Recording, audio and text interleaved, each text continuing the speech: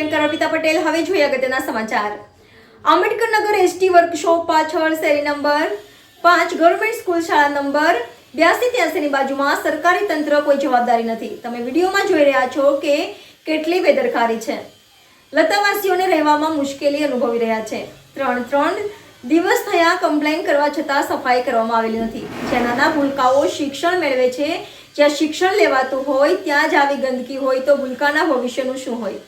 Complain કરીએ તો સફાઈ કરવામાં આવતી નથી. આવી ગંદકીમાં આ નાના બાળકો બીમાર પડશે, કોઈ વ્યક્તિ બીમાર પડશે તો જવાબદાર કોણ?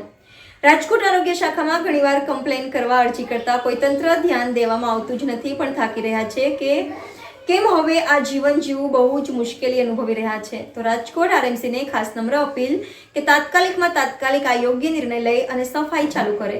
Reporter Kamlesh Chauhan, NN news Rajkot. દર્શક મિત્રો, તમારી આસપાસ બની રહેલી અવનવી ઘટનાઓ વિશે જાણવા માટે NN ન્યૂઝને લાઇક કરો, શેર કરો, સબસ્ક્રાઇબ કરો અને બેલ આઇકન પ્રેસ કરો, જેથી આપને નોટિફિકેશન્સ મળતી રહે.